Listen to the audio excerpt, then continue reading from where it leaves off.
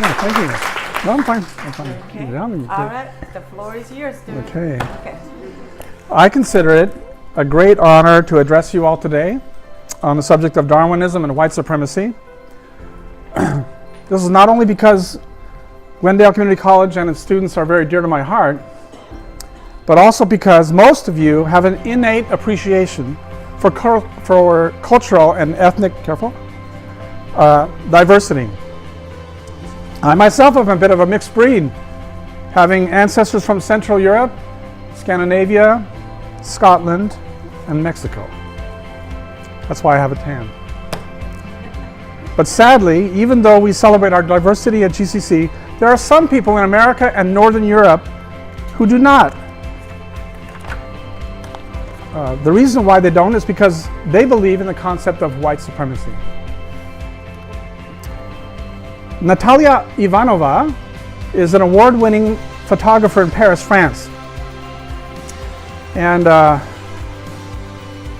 she has made it her ambition to photograph young women from all over the world, showing how beauty is woven into every tribe and nation on earth.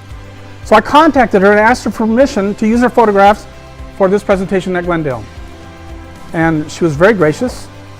She sent me the stunning portraits of 24 women with high quality, images. And if you would like to see her entire collection, you can do so at the following website. So lesoriginesdelabeauté.com. So let me show you a photograph of a Fulani woman from the heart of Africa. According to Darwin, right, or the Darwinists, they say that our mitochondrial Eve must have come from Central Africa, like this Fulani woman. But when you see her, you can imagine perhaps that the rest of African tribes could have descended from her, but it would be hard to imagine a Chinese person or a European person descending from a woman with these features. Likewise, what about Northern Europe? When we see a British woman, we can't imagine an Asian descendant or an African descendant coming from her, right? Just as unlikely.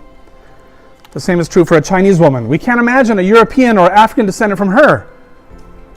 But now let me show you a photograph of a woman from Eastern Anatolia, someone whose DNA stems from the foothills of Mount Ararat.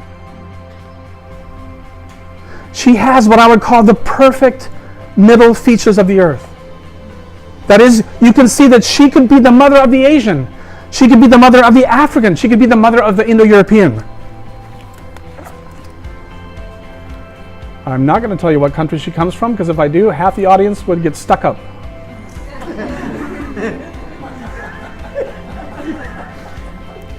I'm just going to say that if she came here to Glendale, she'd fit right in.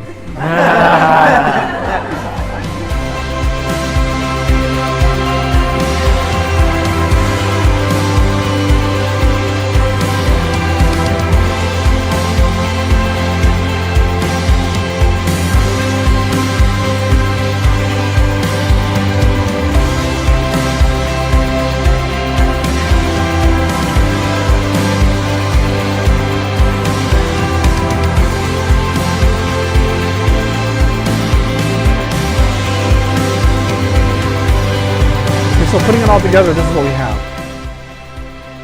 Here she is in the middle, Anatolia, going to the northwest and the southeast. That's the Indo-European family. Going towards the Arabian Peninsula and into Africa, that's the African family.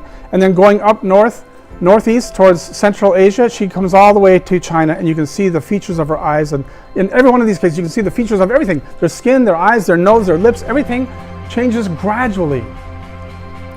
It shows that in our earliest state, there was no white or black or yellow. There was only Middle Eastern. Everyone had the same color of skin. It's really only when we look at the extreme end of every continent that we see our unique features emerge. I hope you remember that after today, that regardless of where you came from or how much you know, you're a treasured member of the human race. You're not a mere animal. Your life is sacred.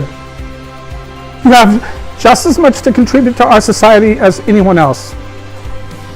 I stand before you as a handicapped man, an amputee who's missing a leg, and yet my life is still infinitely valuable. I am not part of an inferior stock. Neither are you. Thank you.